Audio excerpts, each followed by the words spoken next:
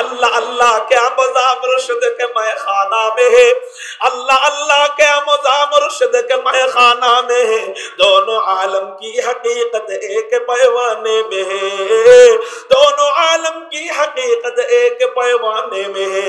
अल्लाहर नाम बोलतेও যার মজা লাগে, শুনতেও তার মজা লাগে। কেন কেন কেন কয় আল্লাহ ওয়ালারা জানে যে অন্য মাখলুকের জিকিরের মাঝে আর বান্দার জিকিরের মাঝে পার্থক্য আছে। আল্লাহ কুরআনুল কারীমের মধ্যে বলেন ফাযকুরুনি আযকুরুকুম ওয়াশকুরুলি ওয়ালা তাকফুরুন।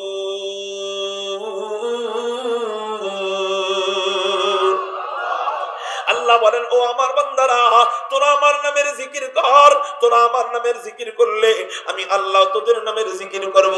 আরেক আয়াতে আল্লাহ বলেন ইউসাব্বিহু লিল্লাহি মা ফিস সামাওয়াতি ওয়া মা ফিল আরদ, আসমান এবং জমিনের মাঝখানে যা যা যা কিছু আছে সব কিছুই আল্লাহ পাকের তাসবিহ জপে।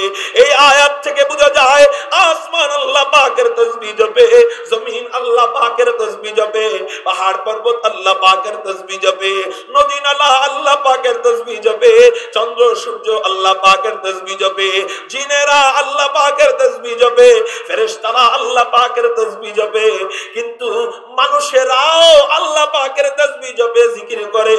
বেশ হলো পার্থক্য হলো ফেরেশতারা আল্লাহর জিকির করলে আল্লাহ ফেরেশতাদের জিকিরের জবাব দেন না, জিনেরা আল্লাহর জিকির করলে আল্লাহ জিনদের জিকিরের জবাব দেন না, জমিন আল্লাহর জিকির করলে আল্লাহ জমিনের জবাব দেন না, আসমান আল্লাহর জিকির করলে আল্লাহ আসমানের জিকির করেন না, পাহাড় পর্বত আল্লাহর জিকির করলে আল্লাহ পাহাড় পর্বতের জিকির করেন না, চন্দ্র সূর্য আল্লাহর জিকির করলে আল্লাহ চন্দ্র সূর্যের জিকির করেন না। কিন্তু আমার বান্দারা তোরা আমার এত মুহাব্বতের, তোরা আমার এত ভালোবাসার বান্দা, তোরা যখন আমি আল্লাহর নামের জিকির করস, আমি আল্লাহকে যখন আল্লাহ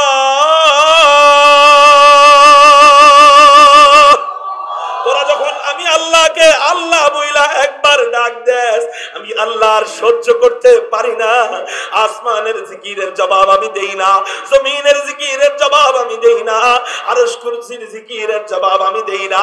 কিন্তু আমার বান্দারা তোরা যখন আমি আল্লাহর নামের জিকির করস, আমি আল্লাহর সহ্য করতে পারি না, আমিও আল্লাহ তোদের নামের জিকির করা আরম্ভ করে দে। আল্লাহ আল্লাহ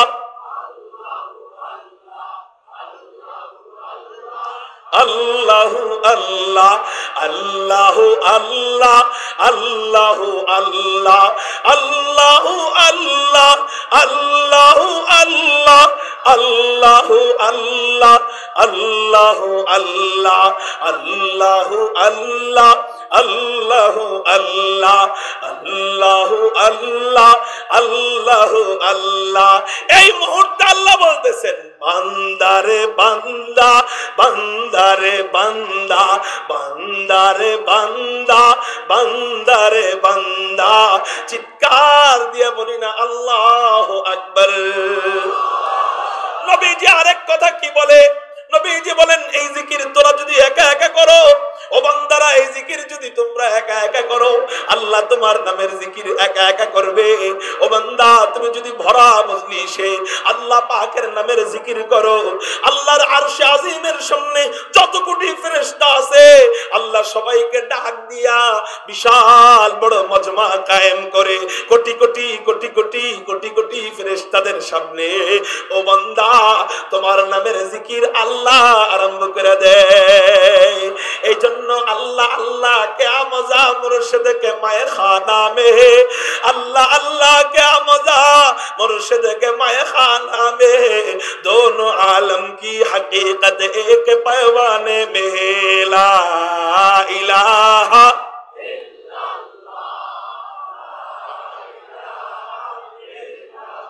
ला इलाहा इल्लल्लाह ला इलाहा इल्लल्लाह ला इलाहा इल्लल्लाह ला इलाहा इल्लल्लाह ला इलाहा इल्लल्लाह तेरे महबूब की यारब, तेरे महबूब की यारब शबाहत लेके आया हूँ, हकीकत उसके तू कर मैं सूरत लेके आया हूँ, न अज़मत लेके आया हूँ, न शौकत लेके आया हूँ,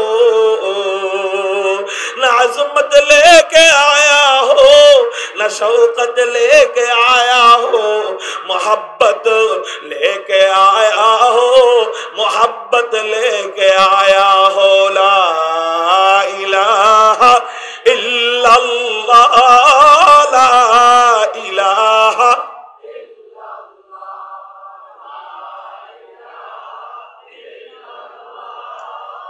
ला इलाहा इल्लल्लाह मुहम्मदुर রাসূলুল্লাহ সাল্লাল্লাহু আলাইহি ওয়াসাল্লাম। জিকির মজা লাগেনি? তাহলে আল্লাহর জন্য প্রতিদিন যদি আমি ফজরের পরে আর মাগরিবের পরে একটু আল্লাহর জিকিরটা করতে পারি, লাভ হবে না লস হবে? এই যে 1-2 মিনিট যে মজা নিয়ে জিকির করলেন, আমি আপনাদের দিক তাকায় দেখছি একটু মজা নিয়েই জিকিরটা করছেন। এই মজা নিয়ে যদি আপনি 2-3 মিনিট 5 মিনিট 10 মিনিট প্রতিদিন ফজরের পরে মাগরিবের পরে প্রতিদিন ইনশাআল্লাহ মাত্র 10 মিনিট একটু মজা নিয়ে, মেশিনের মতো না, লা ইলাহা ইল্লাল্লাহ লা ইলাহা ইল্লাল্লাহ লা ইলাহা ইল্লাল্লাহ এভাবে না, একটু মজা নিয়ে লা ইলাহা ইল্লাল্লাহ লা ইলাহা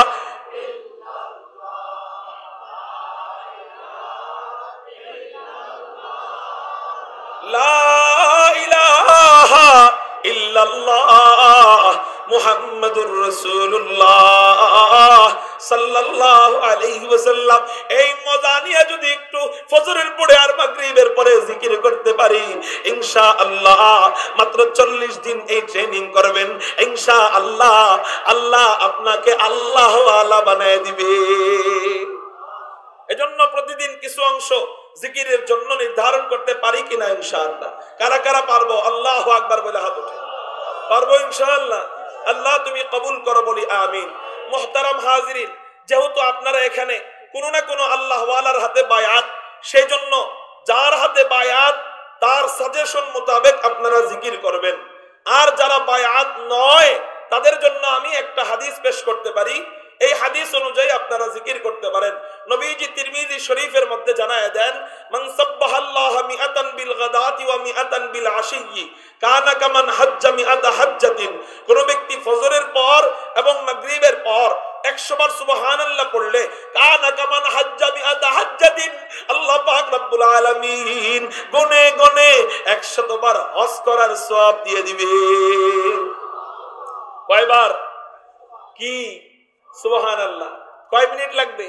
সর্বোচ্চ গেলে 2 মিনিট। 100 বার হজের সওয়াব। কয় হুজুর এক একবার হজে যাইতে লাগে 8 ঘন্টা, সেখানে 100 হজের সওয়াব আল্লাহ এক একবার হজে যাইতে লাগে 8 লক্ষ টাকা। তো আল্লাহ এইরকম 8 লক্ষ টাকা দিয়ে এক একবার হজ করার সওয়াব, তো এরকম 100 হজের সওয়াব দিয়ে দিবেন। হ্যাঁ, আমার আপনার কাছে 8 লক্ষ টাকার হজ অনেক বেশি, কিন্তু আল্লাহর কাছে সওয়াব দিতে সওয়াবের কোনো অভাব নাই। ঠিক না বে ঠিক? এজন্য পড়বো তো ইনশাআল্লাহ। এরপরে নবীজি বলেন, কোন ব্যক্তি ফজরের পরে 100 বার, মাগরিবের পরে 100 বার যদি আলহামদুলিল্লাহ পড়ে, আল্লাহ পাক রব্বুল আলামিন 100 যুদ্ধের ঘোড়া আল্লাহর রাস্তায় জিহাদকারী মুজাহিদদেরকে দান করার সওয়াব দিবে। 3 নম্বর নবীজি বলেন, কোন ব্যক্তি 100 বার আল্লাহু আকবার পড়লে, ফজরের পরে এবং মাগরিবের পর 100 বার আল্লাহু আকবার পড়লে, আল্লাহ পাক রব্বুল আলামিন ওই দিন ওই রাতে মানুষ যতই নফল ইবাদত করুক 100 বার আল্লাহু আকবার বললে ওয়ালার উপরে নেকি পাবে না। আর আসতে বলেন সুবহানাল্লাহ। এর চেয়ে বড় কোন সওয়াব আছে? 100 বার আল্লাহু আকবার বইলা ব্যবসায় চলে গেলেন, 100 বার আল্লাহু আকবার পড়া বাণিজ্যে চলে গেলেন, 100 বার আল্লাহু আকবার পড়া আপনার সন্তানকে কলেজে স্কুলে মাদ্রাসায় দিয়ে আসতে চলে গেলেন। মুহতারাম হাজিরিন, আপনাকে আল্লাহ যেই পরিমাণ 100 বার আল্লাহু আকবার পড়ার কারণে দিবে, দুনিয়ার অন্য আর কাউকে এত নেকি দিবে না। আমার কথা না, নবীজির কথা। 4 নাম্বার নবীজি বলেন, কোন ব্যক্তি ফজরের পরে 100 বার লা ইলাহা ইল্লাল্লাহ, মাগরিবের পরে 100 বার লা ইলাহা ইল্লাল্লাহ পড়লো, ইসমাইলি বংশের, কোন বংশের? ইসমাইলি বংশের 100 গোলাম আল্লাহর রাস্তায় আযাদের সওয়াব দিবে। ইসমাইলি বংশের গোলাম মানে আমাদের নবীজির বংশের গোলাম। ইসমাইলি বংশ আর আমাদের নবীজির বংশ এক। আমাদের নবীজির নাম মুহাম্মদ, তার পিতার নাম আব্দুল্লাহ, তার পিতার নাম আব্দুল মুত্তালিব, তার পিতার নাম হাশিম, তার পিতার নাম আব্দে মুনাফ, তার পিতার নাম কুসাই, তার পিতার নাম কিলাব, তার পিতার নাম মুররাহ, তার পিতার নাম কাব, তার পিতার নাম লুই, তার পিতার নাম গালিব, তার পিতার নাম ফেহের, তার পিতার নাম মালিক, তার পিতার নাম নজর, তার পিতার নাম কিনানা, তার পিতার নাম খুজাইমা, তার পিতার নাম মুদরিকা, তার পিতার নাম ইলিয়াস, তার পিতার নাম মুদার, তার পিতার নাম নিজার, তার পিতার নাম মাআদ, তার পিতার নাম আদনান, তার পিতার নাম মুদাদা, তার পিতার নাম মুকাদ্দিম, তার পিতার নাম নাহুর, তার পিতার নাম তাইরাহা, তার পিতার নাম ইয়ারুব, তার পিতার নাম ইয়াশজুব, তার পিতার নাম নাবিদ, তার পিতার নাম হযরত ইসমাঈল, তার পিতার নাম আবুনা হযরত ইব্রাহিম আলাইহিমুস সালাতু ওয়াস সালাম। ইসমাইলি বংশ মানে আমাদের নবীজির বংশ। তো আমাদের নবীজির বংশের 100 আওলাদের রাসূল কোন জায়গায় গোলামের জিঞ্জিরে আবদ্ধ, আপনি গোলামের জিঞ্জির থেকে যত মুক্তিপণ লাগে দিয়া 100 আওলাদের রাসূলকে মুক্তি করে দিলে যে সওয়াব আল্লাহ দিবে। আপনি যদি ফজরের পরে 100 বার লা ইলাহা ইল্লাল্লাহ পড়েন, মাগরিবের পরে 100 বার লা ইলাহা ইল্লাল্লাহ পড়েন, আল্লাহ পাক রব্বুল আলামিন আপনার আমলনামায় প্রতি 2 মিনিটে আল্লাহ পাক রব্বুল আলামিন 100 নবীর বংশের গোলাম আজাদের সওয়াব দিয়ে দিবে। এইজন্য যারা কোন হক্কানি আল্লাহ ওয়ালার হাতে বায়আত নয় এবং তাদের সবক মোতাবেক চলি না, তারা এই হাদিসটা ফলো করতে পারি ইনশাআল্লাহ। আল্লাহ এই হাদিসের উসিলায়, এই হাদিসের উপর আমল করার উসিলায় আল্লাহ আপনাকে আল্লাহ ওয়ালা বানায় দিবে।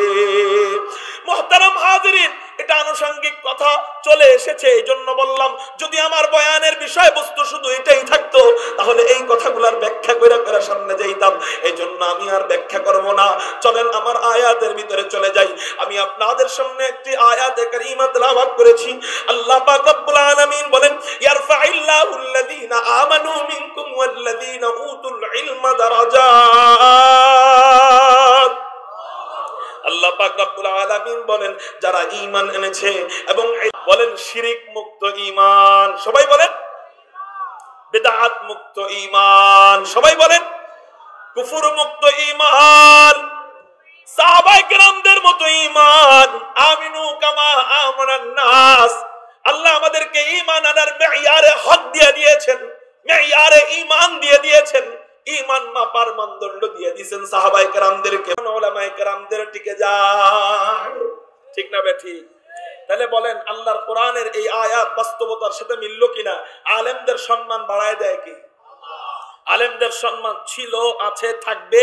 যারা আলেমদের বিরোধিতা করছে এরা এখন আর নাই, ঠিক না বেঠিক?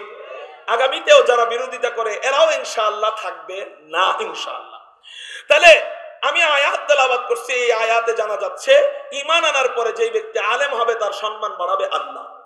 এটার তাফসীরের জন্য আমি কিছু হাদিস আপনাদের সামনে পেশ করব যে ইলম অর্জনের ফজিলত হুজুর আকরাম সাল্লাল্লাহু আলাইহি সাল্লাম হাদিসের মধ্যে কি বলেন। ইলম অর্জনের 1 নাম্বার ফজিলত আমরা দুইটা নিয়তে শুনবো। 1 নাম্বার নিয়ত আলেমদের বিরোধিতা করব না। 2 নাম্বার নিয়ত আমরা আমাদের সন্তানদেরকে, সামনে রমজান আসতেছে, রমজানের পরেই মাদ্রাসায় দিয়ে দিব, বলেন ইনশাআল্লাহ।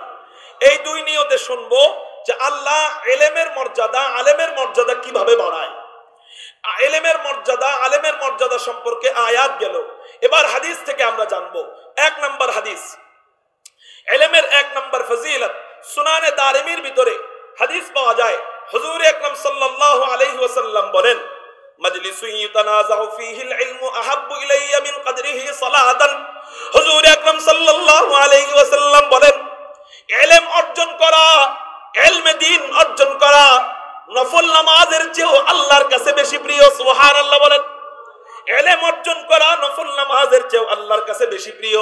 কয় কেন হযরত, কেন হযরত? বলে কারণ হলো ইলম অর্জন করা, তালাবুল ইলমি ফরিদাতুন আলা কুল্লি মুসলিম, ইলমে দ্বীন অর্জন করা প্রত্যেক মুসলমানের উপর ফরজ। নফল নামাজ পড়া তো নফল, ওটা ওয়াজিব নয়, ওটা ফরজ নয়, কিন্তু ইলম অর্জন করা প্রত্যেকটা মুসলমানের উপর ফরজ। এবার বলেন নফলের দাম বেশি না ফরজের দাম বেশি? ফরজের দাম বেশি। ইলম অর্জনের 1 নাম্বার ফজিলত পাইলাম, ইলম অর্জন করা নফল নামাজের চেয়েও বেশি দামি। ইলম অর্জনের 2 নাম্বার ফজিলত তিরমিজি শরীফের মধ্যে হুজুর আকরাম সাল্লাল্লাহু আলাইহি ওয়াসাল্লাম জানায় যায়, মান সালাকা তরিকান ইয়ালতাবিসু বিহি ইলমান সাহালাল্লাহু বিহি তরিকাম মিন তুরুকিল জান্নাহ। হুজুর আকরাম সাল্লাল্লাহু আলাইহি ওয়াসাল্লাম বলেন, যে ব্যক্তি ইলম অর্জনের জন্য কোন পথে চলতে যায়, আল্লাহ পাক রব্বুল আলামিন তার জন্য জান্নাতের একটা পথকে সহজ করে দেয়। একটু চিৎকার দিয়া বলেন না সুবহানাল্লাহ। ইলম অর্জনের জন্য যে ব্যক্তি কোন পথে চলে, আল্লাহ তার জন্য জান্নাতের একটা রাস্তা কি করে দেয়। দেখেন, এটার একটু ব্যাখ্যা করি সংক্ষিপ্ত ভাবে, খুব মনোযোগ দিয়ে শুনবেন। আমরা যারা আলেম নই, হঠাৎ করে আমাদের ভিতরে হেদায়েতের বুঝ আসলে চাইলেই আমরা আল্লাহ ওয়ালা হয়ে যেতে পারি না। কেন পারি না? আপনার ভিতরে হেদায়েতের বুঝ আসছে, কিন্তু এতদিন আপনার বিবিটা ছিল বেপরদায়, এতদিন আপনার বিবি ছিল বেনামাজি। এখন আপনি একা নামাজ পড়েন, বিবি বেনামাজি, এই জন্য কখনো কখনো আপনি চাইলেও পরিপূর্ণ নামাজি হইতে পারেন না। কেন? আপনি বিবিকে বলতেছেন আমাকে ফজরের সময় জাগায় দিও, মসজিদে যাব জামাতের নামাজ পড়তে। বিবি জাগাবে কি? বিবি তো বেনামাজি, তো জাগাবে কি? জাগাইতে পারে না, পরিবেশ হয়ে ওঠে না। ঘটনাক্রমে একদিন বিবিরও হেদায়েত হয়ে গেল, আলহামদুলিল্লাহ। মিয়া বিবি এখন দুইজনে নামাজি, কিন্তু সন্তানদের দিক খেয়াল করে দেখেন, সন্তানটা বেনামাজি, সন্তান নামাজ পড়ে না, টিভিটা ঘর থেকে নামাইতে পারতেছেন না, সন্তানের হাত থেকে মোবাইলটা সরাইতে পারতেছেন না। বোঝা গেল নিজে নামাজি হলেও, বিবি নামাজি হলেও পরিবারের সবাই নামাজি হতে চাচ্ছে না। মুহতারাম হাজিরিন, মনে করেন একদিন অনেক কষ্ট করে সন্তানকেও নামাজি বানায় ফেললেন, টিভিটাও সরাইতে পারলেন, বিয়ের আগে মোবাইলটাও সন্তানের থেকে সরাইতে পারলেন, আলহামদুলিল্লাহ। এখন আপনারা পুরো ঘরটা জান্নাতের রাস্তায় চলতেছেন। এমন মুহূর্তে আপনার পুরাতন এক বন্ধু আপনাকে বিয়ের দাওয়াত দিল। বিয়ের দাওয়াত দেওয়ার পর এবার আপনি বিয়ে বাড়িতে গেছেন, আপনারা আল্লাহ ওয়ালা হয়ে গেছেন ঠিক, কিন্তু বিয়ের বাড়িতে যাওয়ার পরে দেখলেন ওই যে ছোটবেলার বন্ধু, সে তো আর আল্লাহ ওয়ালা হয় নাই। ওর বাড়ির যে পরিবেশ, বিয়ে বাড়ির যে পরিবেশ দেখা আপনি বুঝতেই পারতেছেন না এটা কি পূজা মণ্ডপ না বিয়ে বাড়ি। ঠিক না বেঠি? মুহতারাম হাজিরিন, এমন আমাদের সাধারণ জনগণের জীবনে ঘটে কি ঘটে না? আল্লাহ ওয়ালা হতে চাইলেও পরিবেশের কারণে হইতে পারতেছে, জান্নাতের রাস্তায় চলতে চাইলেও পরিবেশের কারণে চলতে পারতেছে। কিন্তু আলহামদুলিল্লাহ উলামায়ে কেরামরা আমরা যারা আছি, ইলমের বরকতে, কোরআনের বরকতে, হাদিসের বরকতে আল্লাহ আমাদের পরিবেশগুলো এমন কায়েম করে দেয়, আলহামদুলিল্লাহ আমাদের এই সমস্যার সম্মুখীন হতে হয় না। আমরাও ঠিক, আমাদের বিবিরাও ঠিক, আমাদের ঘরেও টিভি নাই, আমাদের সন্তানরাও ঠিক। আমাদের যে বন্ধু বান্ধবরা কোনো বিয়ে অনুষ্ঠানে দাওয়াত দেয়, ওই অনুষ্ঠানও আগে বুঝা দাওয়াত দেয় যে এই হুজুর আসলে এখানে কিন্তু কোনো বেপরদা চলবে না। অর্থাৎ আল্লাহ পাক রব্বুল আলামিন উলামায়ে কেরামদের জন্য জান্নাতের রাস্তাকে সহজ করে দেয়। একটু চিৎকার দিয়া বলেন সুবহানাল্লাহ। এটা কিসের বরকতে? ইলমের বরকতে। নবীজি বলতেছেন কিসের বরকতে? ইলমের বরকতে। ইলমের 2 নাম্বার ফজিলত পাইলাম, আল্লাহ পাক রব্বুল আলামিন আমাদেরকে ইলমের বরকতে জান্নাতের রাস্তাকে সহজ করে দেয়। ইলম অর্জনের 3 নাম্বার ফজিলত হুজুর আকরাম সাল্লাল্লাহু আলাইহি ওয়াসাল্লাম তিরমিজি শরীফের মধ্যে জানায় যায়, ইন্নাল মালাইকাতা লা তাদাউ আজনিহাতাহা রিদান লিতালিবিল ইলম। হুজুর আকরাম সাল্লাল্লাহু আলাইহি ওয়াসাল্লাম বলেন, ইলম অর্জনের 3 নাম্বার ফজিলত, তলবে ইলম যখন রাস্তা দিয়ে হাইটা যাবে, আল্লাহ পাক রব্বুল আলামিন বলবে, ও আমার ফেরেশতারা, এই বান্দাটা আমি আল্লাহর কাছে এত দামি, এত দামি, এত দামি। এই বাচ্চাটা সমাজের কাছে বোকা হইতে পারে, এই বাচ্চাটা সমাজের কাছে বোঝা হইতে পারে, কিন্তু এই বাচ্চাটা আমি আল্লাহর কাছে এত দামি। ও যখন জমিনে হাঁটবে, ওর পায়ের নিচে যেন জমিন না থাকে, ওর পায়ের নিচে তোমাদের দামি দামি নূরের পাখাগুলা বিছাইয়া দাও। আরো আসতে বলেন সুবহানাল্লাহ। বুঝতেছি অনেক রাত হয়ে গেছে, তো 3টা বেজে গেছে, প্রায় কাছাকাছি সময়, শেষ করে দিই, ছেড়ে দিই নাকি? তাহলে খুব মনোযোগ। ইলম অর্জনের ফজিলত, কেন আমি আমার সন্তানকে আলেম বানাবো, কেন আমরা নিজেরা ইলম শিখবো? হুজুরের কাছে আসে, হুজুর আমার এই 4টা সন্তান দেখতেছেন, বড় ছেলেটা মারামারিতে পটু, দোয়া করেন। এর ভিতরে একটা সেনাবাহিনীর চেতনা আছে, দোয়া করেন এর সেনাবাহিনী বানাবো। আচ্ছা দিলাম দোয়া কইরা। হুজুর তারপরেরটারে দেখতেছেন ইঞ্জিনিয়ার ভাব, ইঞ্জিনিয়ার ভাব, মোবাইল বাইঙ্গার টর্চ লাইট বানায়। হুজুর দোয়া করেন এটারে ইঞ্জিনিয়ার বানাবো। আচ্ছা দিলাম দোয়া কইরা। হুজুর তারপরেরটারে দেখতেছেন এটার ভিতরে ডাক্তারের চেতনা আছে, রোগীর সেবা করা পছন্দ করে। দোয়া করেন হযরত এটারে আমি ডাক্তার বানাবো। হুজুর তারপরেরটারে দেখতেছেন 4 নাম্বারটা প্রতিবন্ধী মার্কা, বোকা টোকা, বুঝে না তেমন কিছু, সরল সোজা, ডাইনে যাইতে বললে বামে যায়, বামে যাইতে বললে ডাইনে যায়। এই বাচ্চাটা আল্লাহ আমাকে দিয়েছে, এত বোকা বাচ্চা আল্লাহ আমাকে দিল। হুজুর আর কাউকে পাইল না, আল্লাহ আমাকে দিল, কি আর করার, নিজের সন্তান তো ফেলায় তো দিতে পারি না। এইটারে নিয়ে ভর্তি করছি রামপুর মাদ্রাসায়, ঠিক না বেঠি? কোনটারে? ওই বোকাটারে ভর্তি করছে মাদ্রাসায়। আল্লাহু আকবার, আলহামদুলিল্লাহ সুম্মা আলহামদুলিল্লাহ। বোকাটারে মাদ্রাসায় দেওয়ার কারণে কোরআন হিকমত ওয়ালা, এই কোরআনের ইলম যখন ওর সিনায় ঢুকে, হাদিসের ইলম যখন ওই বোকা বাচ্চার সিনায় ঢুকে, ওই বোকা বাচ্চা যখন ফারেগ হয়, ওই বোকা বাচ্চাটাকে আল্লাহ জামানার শ্রেষ্ঠ বুদ্ধিজীবী বানায় দেয়। বড় বড় বুদ্ধিজীবীরা, বড় বড় গমচোর, টিনচোর, আলুচোর, তেলচোর, মুরগিচোর, শাহরিয়ার কবিরের মতো নাস্তিকরা এই বাচ্চাদের সাথে যখন টকশোতে বসে, আলেমদের সাথে যখন টকশোতে বসে, ওদের লুঙ্গি গরম হয়ে যায়, ওদের পায়জামা গরম হয়ে যায়, মাগার একজন আলেমকে হারাইতে পারে না। আলেমদের সাথে নাস্তিকরা টকশো করছে, এরকম টকশো দেখছেন কারা কারা? হাত উঠান তো দেখি। দেখছেন? কারটা দেখছেন? আচ্ছা, সাকাত হোসেন রাসি সাহেব হুজুরটা দেখছেন না? আছে অনেক আলেমরা টকশো করছে। খোঁজ নিয়ে দেখেন এরা ছোটবেলায় অত বুদ্ধি টুদ্ধি ছিল না, কিন্তু কোরআনের বরকতে, ওয়াল কুরআনিল হাকীম, কোরআন হলো হিকমত ওয়ালা। এই কোরআন যে পড়ে, এই কোরআন যে পড়ায়, আল্লাহ পাক রব্বুল আলামিন এদেরকেও হিকমত ওয়ালা বানায় দেয়। এমন হিকমত ওয়ালা বানায় দেয়, পৃথিবীর যত বুদ্ধিজীবী আসুক না কেন, উলামায়ে কেরামদের সাথে দুইটা জিনিস দিয়া পারবে না। এক নাম্বার জিনিস হলো উলামায়ে কেরামদের চোখের পানি। দেখেন না উলামায়ে কেরামদের চোখের পানির পাওয়ার কেমন। উলামায়ে কেরাম মূর্তির বিরুদ্ধে আন্দোলন করলো, সেই জন্য উলামায়ে কেরামদেরকে জেলে ঢুকাইলো। উলামায়ে কেরাম চোখের পানি সারা আরম্ভ করলো, অ্যাটম বোমার চেয়েও বেশি কাজে লেগে গেছে। সেই মূর্তির মাথার মধ্যে উলামায়ে কেরামের পেশাব করতে হয় নাই, ওদের জনগণেরাই, ওদের হিতাকাঙ্ক্ষীরাই ওই মূর্তির মাথায় পেশাব করে। এটা উলামায়ে কেরামদের চোখের পানির ফসল। আল্লামা আহমদ শফির বদদুয়া, আয়েদ বিল্লাহ জুনায়েদ বাবুনগরীর বদদুয়া, মুফতি ফজলুল হক আমিনীর বদদুয়া, আল্লামা শাইখুল হাদিস আজিজুল হক রাহমাতুল্লাহি আলাইহির বদদুয়া, আল্লামা নূর হোসেন কাসিমি রাহমাতুল্লাহি আলাইহির বদদুয়া, মান আদালি ওয়ালিয়ান ফাকাদ আযানতুহু বিল হারব। আল্লাহ ওয়ালাদের সাথে যে ব্যক্তি দুশমনি করে, আল্লাহ জানায় দেয় হাদিসে কুদসির মাধ্যমে, আমার বন্ধুর সাথে কেউ দুশমনি করলে তার সাথে যুদ্ধ বিএনপির করা লাগবে না, জাতীয় পার্টির করা লাগবে না, হেফাজতের করা লাগবে না, তার সাথে যুদ্ধের ঘোষণা আমি আল্লাহ নিজে দিয়ে দিলাম। আর আস্তে কোন সুবহানাল্লাহ, মাশাআল্লাহ। আমার ভাই চলে আসছে, আমি খুব অল্প সময় সংক্ষেপ করব ইনশাআল্লাহ। আল্লাহু আকবার।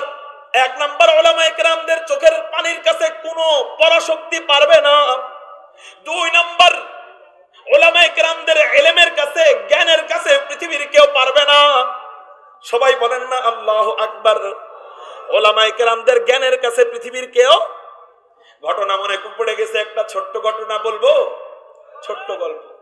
আপনাদের কুমিল্লার এক হযরত ছিলেন, ওনার নাম আল্লামা মুস্তাফা আল হুসাইনি রাহমাতুল্লাহি আলাইহি। হোটেলে খাইতে বসছে, উনি হোটেলে খাইতেছেন মুরগির হাড্ডি। মুরগির হাড্ডি যখন খাইতেছেন, এক বুদ্ধিজীবী পাশে বসা। তো হুজুররা মুরগির হাড্ডি খুব কায়দা করে চাবায়, হাড্ডির আলিফ থেকে নিয়ে ইয়া পর্যন্ত মুতালা করে করে খায়। আল্লাহু আকবার। হাড্ডি যখন কটমট করে চাবাইতেছে, পাশে বুদ্ধিজীবী মনে মনে কইতেছে, বুদ্ধিজীবী আবার চা দিয়া রুটি খাইতেছে। কি দিয়া রুটি? উনি মনে মনে কইতেছে, জীবনে হুজুরকে বাঁশ দেওয়ার অনেক ইচ্ছা ছিল, আজকে মাইনকা বাঁশের চিপায় পাইছি, অতএব হুজুরকে আজকে বাঁশ দিমু। হুজুরের কয়, হুজুর বলেন তো দেখি আমাকে এলাকার কুকুর বিড়াল মুরগির হাড্ডি কেমনে চাবায়? মনে করছে হুজুর তো বোকাশোকা, আসলেই তো হুজুররা দেখতে বোকাশোকা মনে হয়। রাস্তা দিয়ে যখন হাইটা যায়, কাদের মধ্যে রুমালটা নিয়ে যায়, দেখতে মনে হয় বোকাশোকা। আলহামদুলিল্লাহ, ওই রুমাল যখন কোমরে আইসা যায়, পুরা পৃথিবী এমনকি পরাশক্তি আমেরিকা পর্যন্ত কাইপা ওঠে। মুহতারাম হাজিরিন, মনে করছে বোকাশোকা। হুজুর বলেন তো দেখি, আমাদের এলাকার কুকুর বিড়াল মুরগির হাড্ডি কেমনে চাবায়? হুজুরে কি খাইতেছে আর উনি নিজে কি খাইতেছে? চা দিয়ে রুটি। হুজুর বলেন আমাদের এলাকার কুকুর বিড়াল মুরগির হাড্ডি কেমনে চাবায়? হুজুর মনে মনে কয়, আমারে বাস দিতে আসছো তাই না? ওয়াল কুরআনিল হাকীম, কুরআন হিকমত ওয়ালা। এই কুরআন যে পড়ে, এই কুরআন যে পড়ায়, আল্লাহ তাদেরকে বুদ্ধিজীবী বানায় দেয়। পৃথিবীর কোন বুদ্ধিজীবী তাদের সাথে তর্ক যুদ্ধে পারে না। হুজুর কয়, আপনার মতো এত বড় শিক্ষিত মানুষ, আপনি এতটুকু জানেন না আমাদের এলাকার কুকুর বিড়াল মুরগির হাড্ডি কেমনে চাবায়? তাহলে আজকে শুনালন, মরণ পর্যন্ত মনে রাখবেন। কয়, আমাদের এলাকার বড় লোকেরা কট্টাই পয়রা চা দিয়া রুটি যেমনে খায়, আমাদের এলাকার কুকুর বিলাই মুরগির হাড্ডি এমনে খায়। উলামায়ে কেরামদের বুদ্ধি। হযরত কাসিমুল খায়রাত ওয়াল উলুম শামিলের যুদ্ধের পর গ্রেফতারের পরওয়ানা জারি হইল। কাসিমে সানি তার জিল্লে ওলিউল্লাহ থা, वो खुदा के सरजमी में हुज्जत इस्लाम था, वो खुदा के सरजमी में हुज्जत इस्लाम था। हजरत कासिम नानुतुबी रहमतुल्लाहि अलैहिর বিরুদ্ধে গ্রেফতারের পরওয়ানা জারি হইল। ওনাকে গ্রেফতার করে নিয়ে আসো। ইংরেজের পুলিশ বাহিনী দারুল উলুম দেওবন্দ মাদ্রাসায় উপস্থিত। কাসিম নানুতুবিকে গ্রেফতার করবে। তখন কাসিম নানুতুবি সিপাহসালার, ইংরেজ বিরোধী আন্দোলনের সিপাহসালার, শামিলের যুদ্ধের সিপাহসালার, উনি সাতটা মসজিদ ঝাড়ু দিতেছেন। কি দিতেছেন কোন না? তো ঝাড়ু যখন দেয়, ও বুঝতে পারে না ইংরেজরা যে উনি সিপাহসালার। সিপাহসালার আবার ঝাড়ু দেয় কেমনে? তো আয়েশা বলতেছেন, এ মিয়া মৌলভী কাসিম কাহা? উনি তো মৌলভী কাসিম। ওনারে জিগায়, মৌলভী কাসিম কাহা? উনি মনে মনে কয়, আমি যদি বলি আমি মৌলভী কাসিম, ধরা খেয়ে যাব। আর আমি যদি বলি আমি মৌলভী কাসিমকে চিনি না, তাহলে আল্লাহর কাছে ধরা খাবো মিথ্যা বলার কারণে। সত্য বললেও ধরা, মিথ্যা বললেও ধরা। কি করা যায়? কাওয়াল কুরআনিল হাকীম, এই কুরআন হলো হিকমত ওয়ালা। এই কুরআন যে পড়ে, এই কুরআন যে পড়ায়, আল্লাহ তাদেরকেও হিকমত ওয়ালা বানায় দেয়। হযরত বলে, হিকমত যদি এই জায়গায় কাজে লাগাইতে না পারলাম, তাহলে হিকমত শিক্ষা কাম কি হলো? উনি যেই জায়গায় দাঁড়ায় ছিল, ওই জায়গার থেকে 5 হাত 10 হাত দূরে জায়গা, 5 হাত 10 হাত দূরে যায় আগের জায়গা দেখায় বলতেছেন, মৌলভী কাসিম আভি তুই হাত হা। মৌলভী কাসিম কিছুক্ষণ আগেই তো এখানে ছিল, এখন জানি কই। সুবহানাল্লাহ কোন না? ওই মদনের মাথা কি ওইরকম নাকি? ও মনে করছিল মৌলভী কাসিম মনে হয় আধা ঘন্টা আগে এখানে ছিল, এখন মনে হয় নাই। মুহতারাম হাজিরিন, এই যে উলামায়ে কেরামের এই বুদ্ধি, উলামায়ে কেরামদের এই জেহেন, এই জেহেন কিসের বরকতে আসলো? কয় ইলমের বরকতে। কয় আল্লাহ পাক রব্বুল আলামিন দুনিয়ার মধ্যে উলামায়ে কেরাম যখন ইলম অর্জন করতে যায়, তখন দেখতে বোকাশোকা হইলেও আল্লাহ ইলমের বরকতে এদেরকে বুদ্ধিজীবী বানায় দেয়। তো ওই বুদ্ধিজীবীরা যখন রাস্তায় হাঁটে, আল্লাহর কাছে এই বুদ্ধিজীবীরা এত দামি, এত দামি, এত দামি। আল্লাহ বলেন, ওয়া ইন্নাল মালাইকাতা, নবীজি বলেন, ওয়া ইন্নাল মালাইকাতা লাতাদউ আজনিহাতাহা রিদাল লিতালিবিল ইলম। এই তালবে ইলম, এই আলেম অর্জন, ইলম অর্জন করার জন্য মাদ্রাসায় আসা যাওয়া করে, ওর পায়ের নিচে আল্লাহ ফেরেশতাদের নূরের পাখা বিছাইয়া দেয়। আমার আপনার সন্তান বিসিএস ক্যাডার হইলে সংবর্ধনা পায় লাল গালিচা।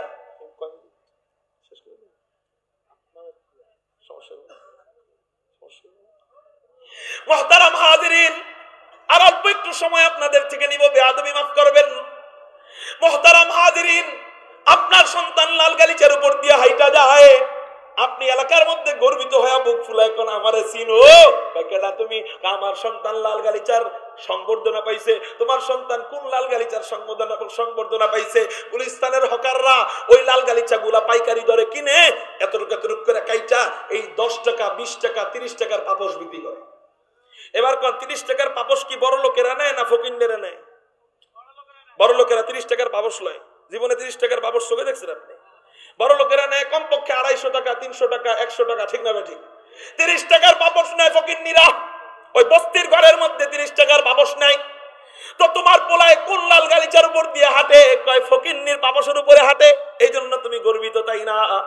আর আলহামদুলিল্লাহ আমাদের সন্তান যাদের মাদ্রাসায় পড়ে, আলহামদুলিল্লাহ ফেরেশতাদের নূরের পাখার উপর দিয়ে হাঁটে, বলে এই পাখা এত দামি, এত দামি, এত দামি। সাত আসমান এক পাল্লায়, সাত জমিন এক পাল্লায়, আসমান জমিনের মাঝখানে যত কোটি মাখলুক আছে সব মাখলুক এক পাল্লায়, ফেরেশতাদের নূরের পাখা আরেক পাল্লায়। বলে সমস্ত মাখলুকের চেয়ে, আসমান জমিনের চেয়ে, সাত আসমান সাত জমিনের চেয়ে ফেরেশতাদের একটা পাখার দাম আল্লাহর কাছে কোটি কোটি গুণ বেশি।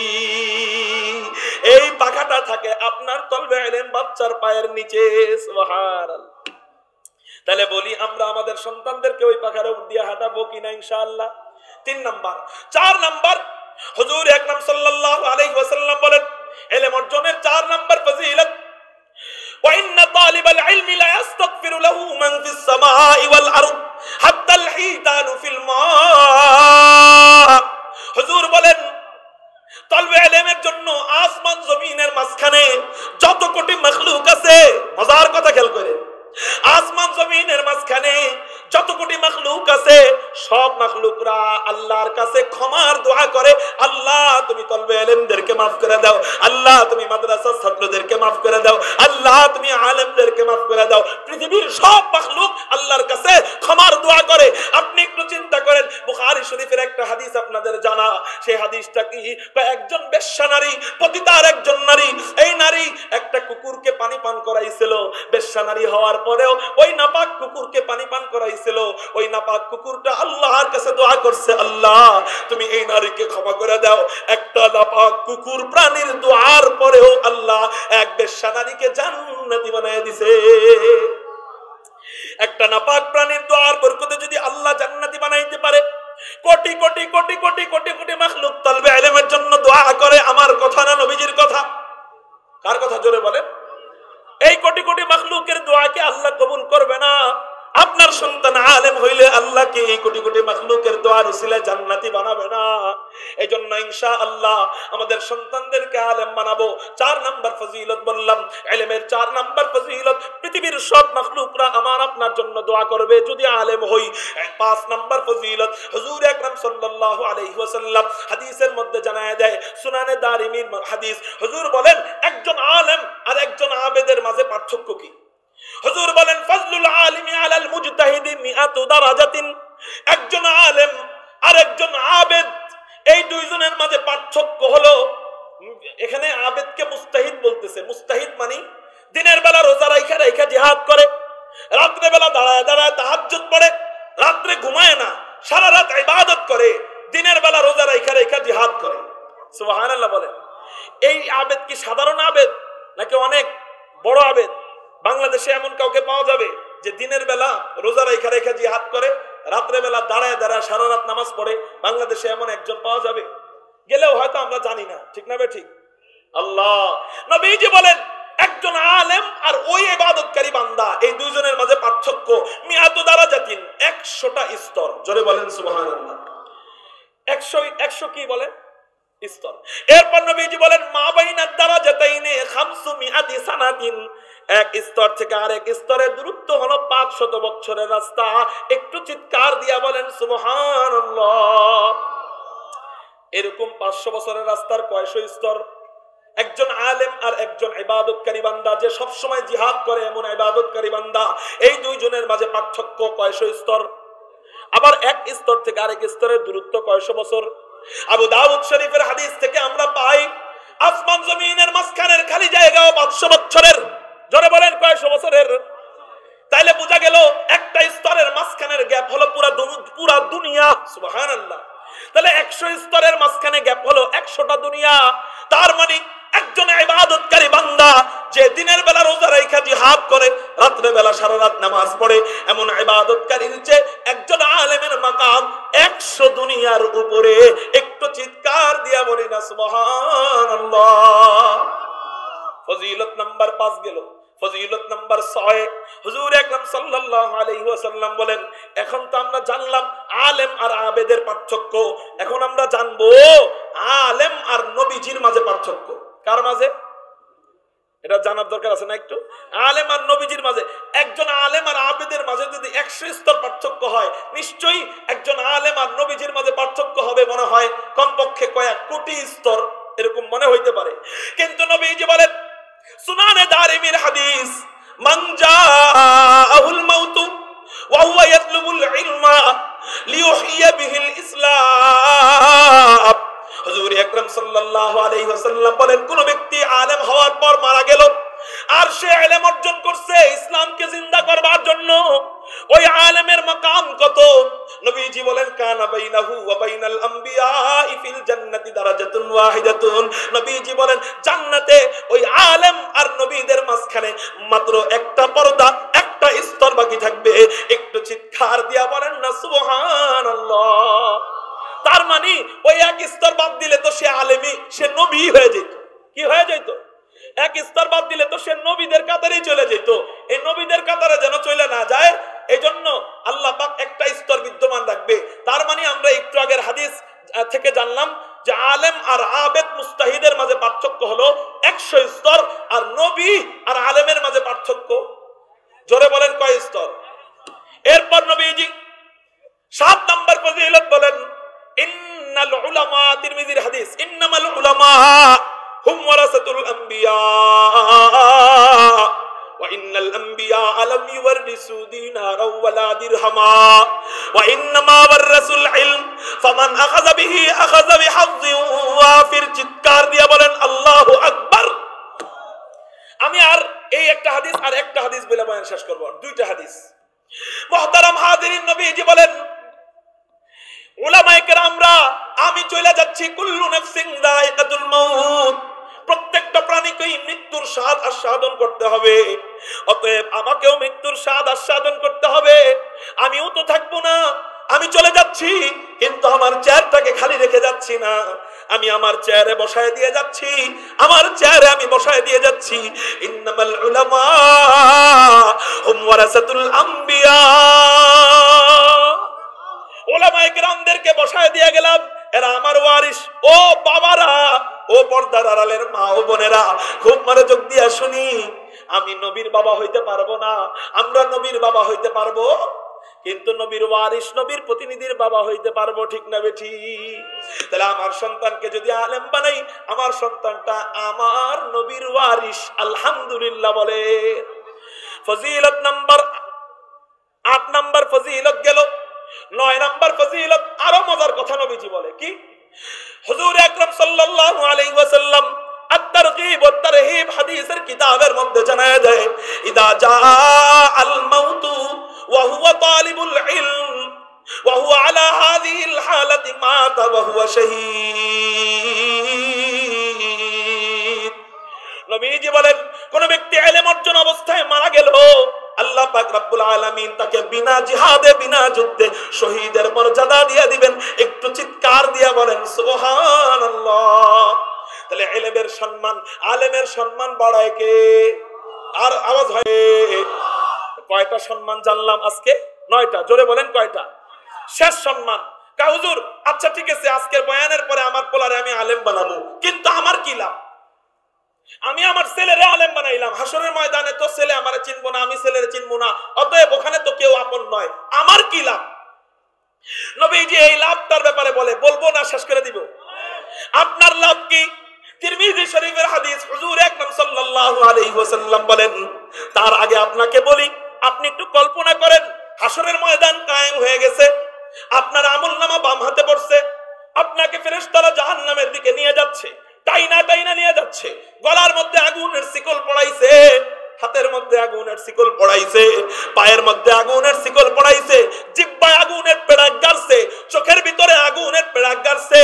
এই মুহূর্তে আপনি নিশ্চিত আপনি জাহান্নামী। হঠাৎ করে আপনি খবর পাইলেন নবীজির সামনে দাঁড়ায় দাঁড়ায়, নবীজির কাতারে দাঁড়ায় দাঁড়ায়, নবীজির সাথে দাঁড়ায় দাঁড়ায় আপনার কলিজার টুকরা সন্তান আপনার ব্যাপারে আল্লাহর কাছে সুপারিশ করতেছে, আর ওই সুপারিশ মঞ্জুর হইতেছে, আপনার কেমন ভালো লাগবে?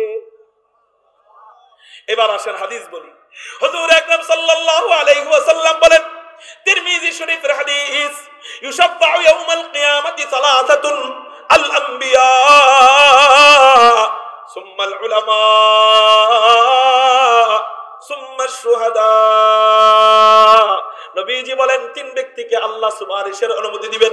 এক নাম্বার নবীগণ, দুই নাম্বার উলামায়ে কেরামগণ, তিন নাম্বার শহীদগণ। কয় নবীগণ কয়জনের ব্যাপারে সুপারিশ করবে? কয় একজন নবী তার উম্মতের ব্যাপারে সুপারিশ করবে। শহীদগণ কয়জনের ব্যাপারে সুপারিশ করবে? অন্য হাদিসে নবীজি বলেন একজন শহীদকে আল্লাহ 70 জনকে সুপারিশের অনুমতি দিবেন। কিন্তু আলেমগণ কয়জনের ব্যাপারে সুপারিশ করবে? নবীজি বলেন কুন আলিমান আও মুতাআল্লিমান আও মুস্তাঈনান আও মুহিব্বান। কয় আলেম হও, যদি আলেম হইতে না পারো আলেমের ছাত্র হও, ছাত্র হইতে না পারলে আলেমকে সাহায্য করো, সাহায্য করতে না পারলে আলেমকে মহব্বত করো। কেন কেন কেন? কয় আলেমকে মহব্বত করলে ওই আলেম সেই মহব্বতকারী বান্দা বান্দির ব্যাপারে আল্লাহর কাছে সুপারিশ করবে। একজন আলেমের সুপারিশের বরকতে লক্ষ হতে পারে, কোটি বান্দাও হতে পারে। ওই মুহিব্বিন কোটি কোটি বান্দাগুলা আলেমের উসিলায় জান্নাতি হয়ে যাবে। আলহামদুলিল্লাহ কদ্দারা খাইরাও ওয়া খাবালা, আলহামদুলিল্লাহ কদ্দারা খাইরাও ওয়া খাবালা, ওয়াশ শুকরু লিমান সাওয়ারা হুসনাও ওয়া জামালা, ওয়াশ শুকরু লিমান সাওয়ারা হুসনাও ওয়া জামালা। মুহতারাম হাজিরিন, আসল শের বলনে ওয়ালা চলে আসছে, অতএব আমি আর সামনে গেলাম না। আমার শেষ কথাটা হলো, একজন আলেমের দাম যদি এত হয়, নবীদের পরেই তার স্তর হয়। একজন আলেমের দাম যদি এত হয়, ফেরেশতাদের পাখা তার পায়ের নিচে থাকে। একজন আলেমের দাম যদি এত হয়, সে মারা গেলে শহীদ। একজন আলেমের দাম যদি এত হয়, সে আল্লাহর কাছে হাসরের ময়দানে সুপারিশ করবে। অতএব আমি কি চাইলে পারি না আমার সন্তান, আমার নাতি নাতকুর, আমার ভবিষ্যতে যত আওলাদ আসবে, এই আওলাদদেরকে আমি নবীর প্রতিনিধি হিসাবে আমার ঘর থেকে একজন সুপারিশকারী আমি ইনশাআল্লাহ বানায় রেখে যাব। কারা কারা রাজি আছি? আল্লাহু আকবার বলে দুই হাত আল্লাহকে দেখাই। আজকে এই রামপুর হযরত রহমাতুল্লাহি আলাইহির এই মাহফিলে লক্ষ হাজার শ্রোতাদের সামনে ওয়াদা দেন, আওলাদদেরকে আলেম বানাবেন। আল্লাহু আকবার বলে ওয়াদা দেন। পাক্কা ওয়াদা ইনশাআল্লাহ। হাত নামান। দ্বিতীয় ওয়াদা, উলামায়ে কেরামদের সাথে আমরা থাকব। উলামায়ে কেরামদের ইজ্জতকে হেফাজত করবার জন্য, পবিত্র টঙ্গীর ময়দান এই পবিত্রতা রক্ষা করবার জন্য যদি উলামায়ে কেরাম তাজা রক্তের ডাক দেয়, উলামায়ে দেওবন্দের ইজ্জত হেফাজতের জন্য তাজা রক্ত দিতে প্রস্তুত আছেন কারা কারা? আল্লাহু আকবার বলে দুই হাত আল্লাহর কাছে। ওয়া মা আলাইনা ইল্লাল বালাগ। আসসালামু আলাইকুম ওয়া রাহমাতুল্লাহি।